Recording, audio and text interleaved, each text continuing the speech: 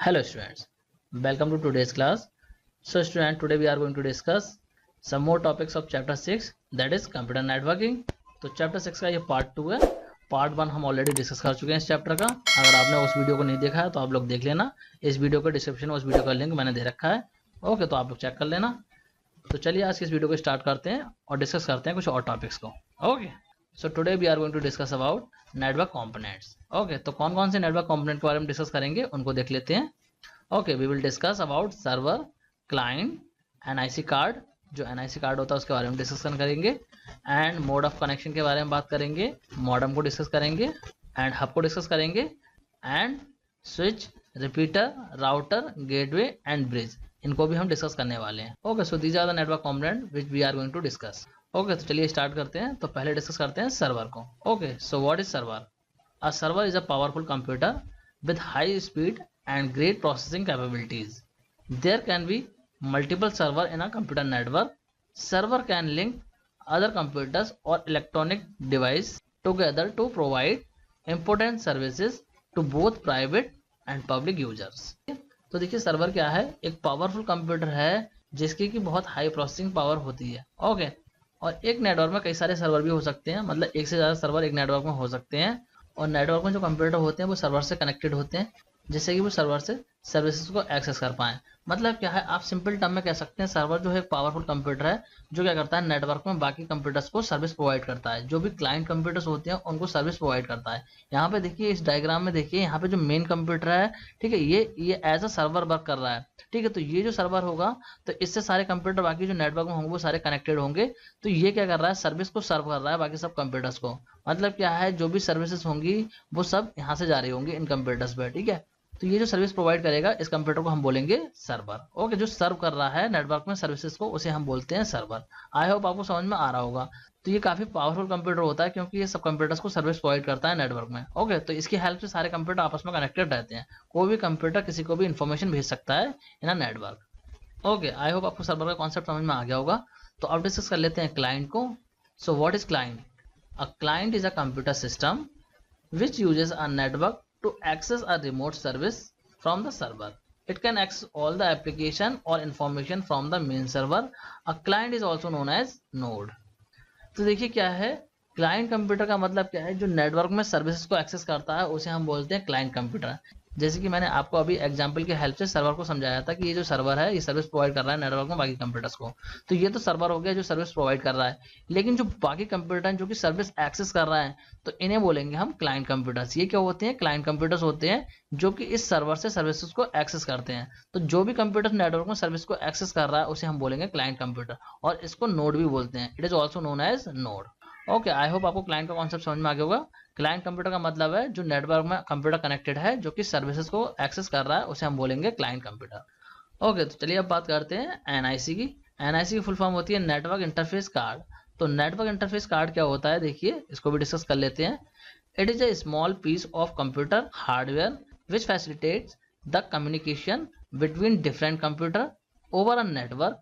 The NIC identifies every single node in a network by providing a unique physical address to it. This address is stored on a chip which is mounted on a card. तो देखिए NIC card क्या है, एक तरीके से ये hardware होता है जो आपके कंप्यूटर में लगा होता है जो कि आपके कंप्यूटर को ऐसी फैसिलिटी प्रोवाइड करता है कि जिससे कि वो नेटवर्क में कम्युनिकेट कर पाए, मतलब दूसरे कंप्यूटर से नेटवर्क में कनेक्ट हो पाए. क्योंकि एनआईसी कार्ड अगर आपके कंप्यूटर में नहीं होगा तो आपका कंप्यूटर क्या होगा, नेटवर्क में कनेक्ट नहीं हो पाएगा. तो किसी भी कंप्यूटर को नेटवर्क में कनेक्ट करने के लिए उसके पास में एनआईसी कार्ड का होना मस्ट है. तो एनआईसी कार्ड आपको फैसिलिटी देता है कि यूनिक एड्रेस प्रोवाइड करता है जिससे क्या है आपका कंप्यूटर जो वो दूसरे कंप्यूटर से नेटवर्क में कनेक्ट हो सकता है. ठीक है, जैसे कि जो आपका कंप्यूटर है वो नेटवर्क में दूसरे कंप्यूटर से कम्युनिकेट कर पाता है. ओके, तो इस तरीके से ये पिक्चर देखिए, इस तरीके से आपका एनआईसी कार्ड होता है जो कि हर एक कंप्यूटर में इंस्टॉल्ड होता है. ठीक है, इसी की हेल्प से आपका कंप्यूटर नेटवर्क में कम्युनिकेट कर पाता है. ठीक है, इसमें देखा होगा आप लोगों ने लैन पोर्ट दे रखी होती है. तो अगर आपको अपने कंप्यूटर को नेटवर्क में कनेक्ट करना है तो इस लैन पोर्ट में आप केबल को लगा देते हैं जिससे कि आपका कंप्यूटर होता है वो कनेक्ट हो जाता है नेटवर्क में. ओके, आई होप आपको एनआईसी कार्ड का कॉन्सेप्ट भी समझ में आ गया होगा. तो चलिए अब बात करते हैं मोड ऑफ कनेक्शन की. ठीक है, तो मोड ऑफ कनेक्शन का मीनिंग क्या है, computer networks can be classified on the basis of both hardware and software which is used to interconnect the individual devices in a network. such as optical fiber, Ethernet or wireless LAN. All the nodes in a network are connected through hardware components such as NIC, bridge, hub, switches and routers. These hardware components are further connected to each other via cable. तो देखिए mode of connection का मतलब क्या है। जो computer network होता है उसमें जितने भी डिवाइसेस या जितने भी कंप्यूटर्स होते हैं वो सारे आपस में कनेक्टेड होते हैं। मतलब वो किस तरीके से कनेक्टेड हैं उसी को हम बोलेंगे मोड ऑफ कनेक्शन। किस तरीके से कनेक्ट हो रहे हैं। जो सारे कंप्यूटर होते हैं नेटवर्क में वो आपस में कनेक्टेड होते हैं with the help of hardware component such as NIC, bridge, hub, switch and routers. ठीक है, तो इनकी हेल्प से नेटवर्क में जितने कंप्यूटर होते हैं वो आपस में कनेक्टेड होते हैं और ये जो हार्डवेयर कंपोनेंट होते हैं ये भी कनेक्टेड होते हैं केबल की हेल्प से। ओके, तो यही हमारा मोड ऑफ कनेक्शन, मतलब किस तरीके से हमारे कंप्यूटर्स कनेक्टेड हो रहे हैं, तो उसी को बोलेंगे हम मोड ऑफ कनेक्शन। ओके, अब बात करते हैं मॉडेम की। Okay, so what is modem? A modem enables you to connect your computer to the available internet connection over the existing telephone lines. It converts the digital signals of a computer to enable their transmission via phone line. At the destination, the receiving modem further converts analog signals into digital signals so that data can be understood at the receiving end. Modem are available into two categories, internal and external. तो देखिए modem जो है वो आपके computer को internet access करने की facility provide करता है। मतलब क्या है, मॉडेम की हेल्प से आपका कंप्यूटर इंटरनेट को एक्सेस कर सकता है। क्योंकि कंप्यूटर पर इंटरनेट को एक्सेस करने के लिए मॉडेम का होना मस्ट है, तभी आप इंटरनेट को एक्सेस कर पाएंगे, अदरवाइज आप इंटरनेट को एक्सेस नहीं कर पाएंगे। तो मॉडेम क्या करता है, मॉडेम जो है वो डिजिटल सिग्नल को एनालॉग सिग्नल्स में कन्वर्ट करता है। मतलब जब आपका कंप्यूटर कोई सिग्नल भेजेगा, कोई मैसेज आप भेजेंगे अपने कंप्यूटर से, तो वो मॉडेम के पास जाएगा। तो मॉडेम क्या करेगा, जो आपके कंप्यूटर ने डिजिटल सिग्नल भेजा होगा उसको एनालॉग सिग्नल में कन्वर्ट करेगा जिससे कि वो टेलीफोन लाइन में ट्रांसमिट हो पाए। ठीक है, और उसके बाद में रिसीविंग एंड पे जो मॉडेम होगा वो उसको सिग्नल को रिसीव करेगा और वो फिर उस सिग्नल को दोबारा से डिजिटल सिग्नल में कन्वर्ट करेगा। जो एनालॉग सिग्नल उस लाइन से आ रहा होगा उसको दोबारा से वो डिजिटल सिग्नल में कन्वर्ट करेगा जिससे कि जो कंप्यूटर है वहाँ पे वो मैसेज कंप्यूटर समझ पाए। क्योंकि कंप्यूटर जो वो डिजिटल फॉर्म को समझता है तो इसलिए वो मैसेज दोबारा से डिजिटल फॉर्म में कन्वर्ट कर देता है। ओके, तो यही काम होता है हमारे मॉडेम का कि डिजिटल सिग्नल को एनालॉग में कन्वर्ट करना और एनालॉग को डिजिटल में कन्वर्ट करना। ओके, आई होप आपको समझ में आ गया होगा। और मॉडेम टू टाइप्स के होते हैं, internal modem and external modem. Internal का मतलब है जो कंप्यूटर के अंदर ऑलरेडी फिक्स्ड होता है उसे हम बोलते हैं इंटरनल मॉडेम। और एक्सटर्नल मॉडेम का मतलब जो आपका बाहर लगा होता है, मतलब कंप्यूटर में फिक्स नहीं होता है, जिसको कि आप बाहर लगा देते हैं। जैसे कि एग्जांपल के तौर पे देखिए, ये जो मॉडेम है ये आपने देखा होगा वाईफाई वगैरह को यूज़ करने के लिए इस टाइप का मॉडेम हम यूज़ करते हैं। ओके, तो इसका काम क्या होता है, जो भी सिग्नल हम कंप्यूटर से भेजते हैं तो वो इसके पास जाता है। तो ये क्या करता है, उसको एनालॉग सिग्नल में कन्वर्ट करके आगे को ट्रांसमिट कर देता है। और इसके बाद में रिसीविंग एंड पे भी ऐसा ही मॉडेम होगा जो क्या करेगा, उस सिग्नल को दोबारा से डिजिटल फॉर्म में कन्वर्ट कर देगा। ओके, आई होप आपको मॉडेम का कॉन्सेप्ट समझ में आ गया होगा। तो चलिए अब डिस्कस करते हैं हब को। So what is hub? A hub is a networking device that is used to connect multiple computers and computing device directly to the network using cables. Each connection is called a port. The connection are established using a fiber optic cable. When the hub receives data, one of its port, it distributes the data to the other ports in the network. तो देखिए hub क्या है, hub एक networking device है जो कि multiple computers को connect करने के लिए यूज होती है नेटवर्क में। ठीक है, नेटवर्क में मल्टीपल कंप्यूटर्स हैं तो आप उनको कनेक्ट करना चाहते हैं तो आप उनको कनेक्ट कर सकते हैं with the help of hub. यहाँ पे देखिए पिक्चर में ये हब की पिक्चर है। हब इस तरीके से होता है आपका। तो हब में क्या होती है, पोर्ट्स होती हैं। इन पोर्ट्स में ही हम कनेक्शन करते हैं कंप्यूटर्स का। मतलब जो कंप्यूटर भी आपको कनेक्ट करना होगा उसकी केबल आप इस पोर्ट में लगा देंगे। ठीक है, इन पोर्ट्स में हम कनेक्ट कर देते हैं कंप्यूटर्स को, अलग अलग केबल से कनेक्ट कर देंगे। ओके, और हब में क्या होता है, जब डेटा एक पोर्ट पर रिसीव होता है, मतलब सपोज इस पोर्ट पर डेटा रिसीव हुआ तो क्या करेगा हब, जो डेटा होगा वो सारे पोर्ट में डिस्ट्रीब्यूट कर देगा, मतलब सभी कनेक्शन में डिस्ट्रीब्यूट कर देगा जिससे कि वो जो डेटा है वो सभी कंप्यूटर्स में शेयर हो पाए। यहाँ पे देखिए एग्जांपल में ये देखिए हब लगा हुआ है तो ये सारे कंप्यूटर कनेक्टेड है। ठीक है, तो कोई भी पोर्ट पे डेटा रिसीव होगा तो वो क्या करेगा, हब डिस्ट्रीब्यूट कर देगा इन सारे पोर्ट्स में, तो सारे कंप्यूटर उसको एक्सेस कर पाएंगे। ओके, तो हब जो है वो नेटवर्किंग डिवाइस है। तो हब जो एक नेटवर्किंग डिवाइस है जिसका यूज हम नेटवर्क में कंप्यूटर्स को कनेक्ट करने के लिए करते हैं। ओके, तो चलिए अब डिस्कस करते हैं स्विच को। So what is switch? Switches contain many ports to connect different network segments. They are similar to hub but offer greater performance. When a network contains a large number of devices, switches are needed instead of hubs to make sure the communication between devices do not slow down. तो देखिए switch जो होते हैं वो hub के तरह ही होते हैं, मतलब हब के जैसे ही होते हैं ये भी, ठीक है। और इनका काम भी क्या होता है, नेटवर्क में कंप्यूटर्स को कनेक्ट करने के लिए होता है, मतलब जो डिफरेंट डिवाइसेस है नेटवर्क में उनको कनेक्ट करने के लिए हम स्विच का यूज करते हैं। बट स्विच जो है वो हब से ज्यादा बेटर होते हैं, मतलब इनकी परफॉर्मेंस जो होती है वो हब से ज्यादा बेटर होती है, और ये आप कह सकते हैं हब से ज्यादा स्मार्ट होते हैं। ओके, और स्विच में बहुत सारी पोर्ट हो सकती हैं, तो जब हमें नेटवर्क में बहुत सारी डिवाइस को कनेक्ट करना होता है तो हम हब का यूज ना करके स्विच का यूज करते हैं। ओके, आई होप आपको समझ में आ गया होगा। तो स्विच का काम भी नेटवर्क में डिवाइसेस को कनेक्ट करने का होता है। ओके, जैसे कि इस पिक्चर को देखिए आप, तो ये देखिए स्विच की पिक्चर है। स्विच इस तरीके से दिखता है, इसमें ये सारी पोर्ट्स होती हैं जिसमें कि आप डिफरेंट डिवाइसेस को कनेक्ट कर सकते हैं। जैसे कि यहाँ पे सेकंड पिक्चर को देखिए, यहाँ पे देखिए इस पोर्ट में एक कैमरा कनेक्ट हो रहा है, इस वाले पोर्ट में भी एक नेटवर्क कैमरा कनेक्ट हो रहा है, और इस पोर्ट में देखिए प्रिंटर है कनेक्टेड, इसमें कंप्यूटर कनेक्टेड है, ठीक है। और यहाँ पे देखिए वायरलेस डिवाइस कनेक्टेड है, स्टोरेज डिवाइस है। इस तरीके से अलग अलग डिवाइसेस कनेक्ट हो सकती हैं आपके स्विच से। ओके, जब भी नेटवर्क में आपको मल्टीपल डिवाइसेस कनेक्ट करनी हो तो आप स्विच का यूज कर सकते हैं। ओके, आई होप आपको समझ में आ गया होगा। अब बात करते हैं रिपीटर्स की। So what are the repeaters?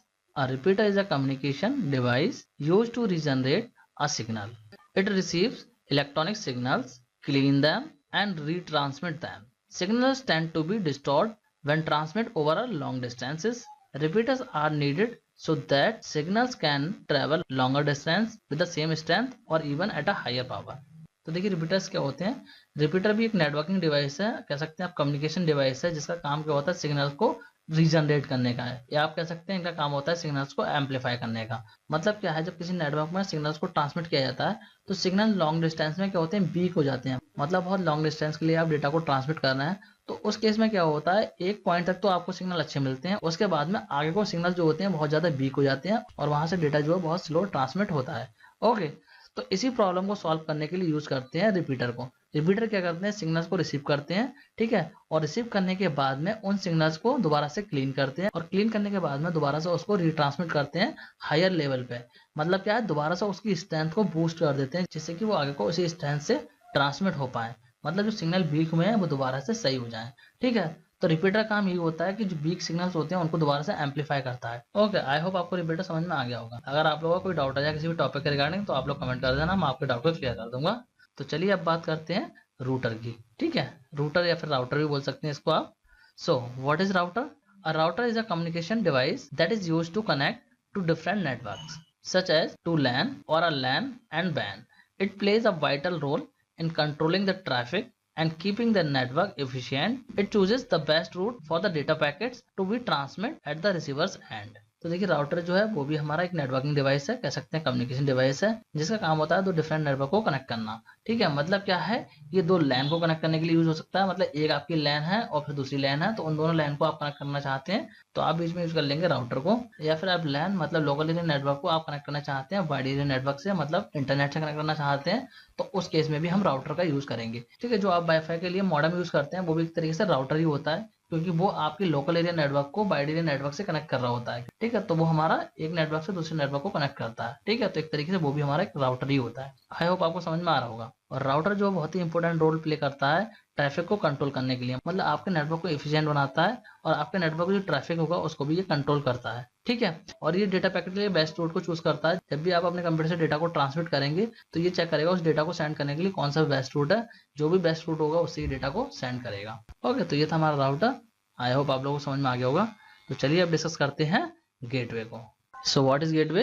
A gateway is a network point that acts as an interface to another network using different protocol, thereby giving us freedom and convenience to enjoy online. It allows us to carry out various online activities such as sending emails, browsing through web pages, buying things online and more.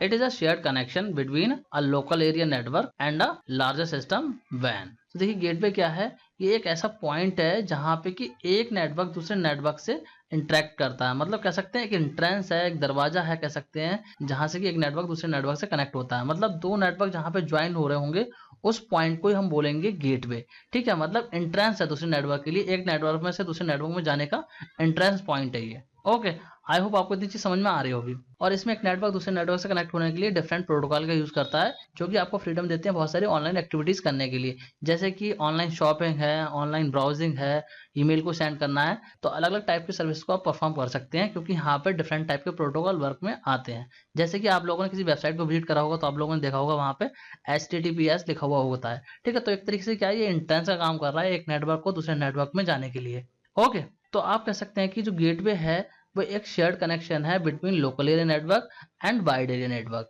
Okay, मतलब local area network and wide area network के बीच में ये shared connection है, जहाँ पे कि एक पॉइंट होता है जिससे कि एक नेटवर्क दूसरे नेटवर्क से कनेक्ट होता है। ठीक है, तो उसी पॉइंट को हम बोलते हैं गेटवे। ओके, आई होप आपको समझ में आ गया होगा। तो यहाँ पे पिक्चर में देखिए इंटरनेट है, और यहाँ पे देखिए राउटर है, स्विच है। ठीक है, तो यहाँ पे लोकल एरिया नेटवर्क हो सकता है। तो जब आपका राउटर कनेक्ट हो रहा है इंटरनेट से, मतलब कि यहाँ पे कनेक्शन बन रहा है, तो ये जो कनेक्शन पॉइंट होगा इसी को हम बोलेंगे गेटवे। ठीक है, मतलब क्या है, राउटर कनेक्ट कर रहा है आपके लोकल एरिया नेटवर्क को इंटरनेट से। ठीक है, तो जो पॉइंट है बीच में, कनेक्शन पॉइंट है, उसी को हम बोलेंगे गेटवे। आई होप आपको ये चीज क्लियर होगी। तो चलिए अब बात करते हैं ब्रिज की। So what is bridge? A bridge is a router with add-on functionality of filtering content by reading the address of source and destination. It is used to interconnect two LANs working on the same protocols and provides communication between them. It also prevents unnecessary traffic from entering the network and reduce congestion. तो देखिए bridge क्या होता है, bridge भी एक तरीके से router ही होता है, बट इसमें कंटेंट को फिल्टर करने की फंक्शनैलिटी ऐड होती है। ओके, ये इसमें कह सकते हैं एडवांसमेंट है। तो ब्रिज का यूज किस लिए करते हैं? ब्रिज का यूज करते हैं हम दो लैन नेटवर्क को कनेक्ट करने के लिए। मतलब कि दो लैन नेटवर्क हैं, उनको अगर आपस में ज्वाइन करना है आपको, तो आप यूज करेंगे ब्रिज। और ये जो लैन नेटवर्क होंगे वो सेम प्रोटोकॉल पर वर्क करेंगे। मतलब क्या है, ब्रिज जो है दो लैन नेटवर्क को कनेक्ट करने का काम करता है, लेकिन वो लैन नेटवर्क सेम प्रोटोकॉल पे वर्क कर रहे होंगे। ओके, एंड ये नेटवर्क में ट्रैफिक को भी रिड्यूस करता है और कंजेशन को भी कम करता है। ठीक है, देखिए यहाँ पिक्चर में देखिए दो लैन नेटवर्क है। एक लैन नेटवर्क ये है, ठीक है, इसका सर्वर ये है, और एक लैन नेटवर्क ये है, इसका सर्वर ये है। ठीक है, तो इन दो लैन नेटवर्क को जोड़ने के लिए हम बीच में लगा देंगे ब्रिज। ठीक है, तो ब्रिज क्या करेगा, इन दोनों सर्वर को कनेक्ट कर देगा आपस में, जिससे कि ये नेटवर्क भी आपस में कनेक्ट हो जाएंगे। ठीक है, तो इसका काम यही होता है, दो लैन नेटवर्क को आपस में कनेक्ट करने के लिए। ओके, आई होप आपको ब्रिज का यूज समझ में आ गया होगा। तो स्टूडेंट, ये हमने सारे नेटवर्क कंपोनेंट को डिस्कस कर लिया है, या आप कह सकते हैं नेटवर्क डिवाइसेस को डिस्कस कर लिया है।